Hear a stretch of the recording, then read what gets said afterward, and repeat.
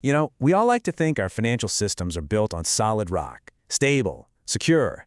But what if history tells a completely different story? Today, we're going to dig into this repeating cycle of financial collapses. We'll use the past to understand why they keep happening, and more importantly, what it all means for our own wealth, right here, right now. Just let that sink in for a second. This quote totally flips the script on everything we're taught about financial stability. We're told a massive collapse is, a once-in-a-lifetime thing, a black swan event. But history? History says, nope, that's just not true. They are the rule, not the exception. They happen again and again and again. So what is this big, repeating mistake?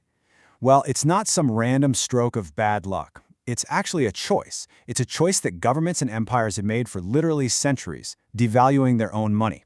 And why do they do it? Well, the reasons are always pretty much the same: to pay for giant wars, to fund massive social programs, or, just to get out of debt. It really is the oldest trick in the book. And this slide right here shows you just how timeless this playbook is. Look at this. The Roman and Byzantine empires, they literally shaved little bits of metal off their coins to make more of them, and in the process, they absolutely destroyed their value. Then you fast forward to revolutionary France. They just cranked up the printing presses until their paper money was basically worthless. Hello, hyperinflation. And this isn't just ancient history, folks. During the U.S. Civil War, the Confederacy printed so much unbacked paper money it led to a total financial meltdown. The technology changes, sure. We've gone from coin clippers to digital printers, but the story is exactly the same. Okay, so that leads us to the million-dollar question, right? Or maybe the worthless dollar question. When a currency just implodes, does all that wealth, all that value just disappear? Does it go poof into thin air? Well, history's answer is a very, very clear no. It doesn't vanish. Something way more dramatic happens. And this is the absolute key to understanding all of this. A financial collapse isn't really about the destruction of wealth. It's about the transfer of wealth. It is a massive and, let's be honest, often brutal redistribution from one group of people to a completely different group of people. And we have seen this great transfer play out so many times.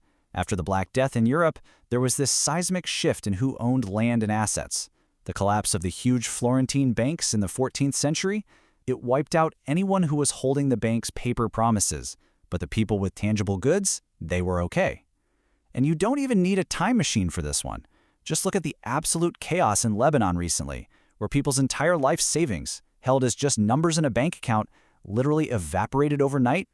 So in every single one of these crises, this huge divide opens up. On one side, you have the losers, those who put their blind faith in institutions, the people holding their wealth in currency and other paper promises.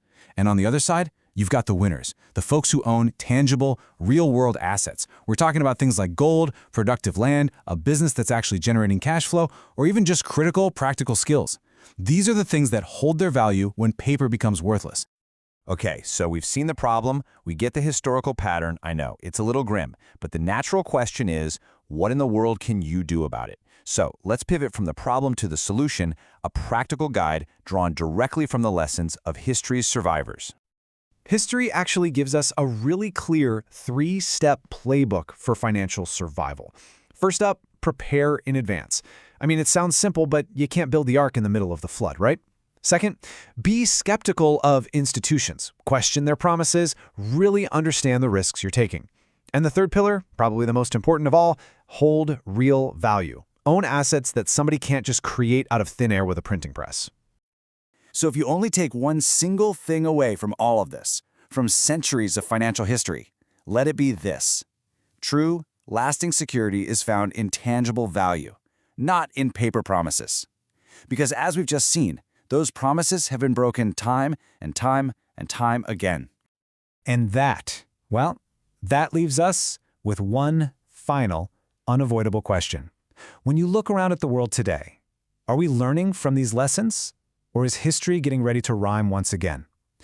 History doesn't give us a date on the calendar for the next crisis, but it gives us a crystal clear blueprint for how to survive it. The only question left is, are we going to use it?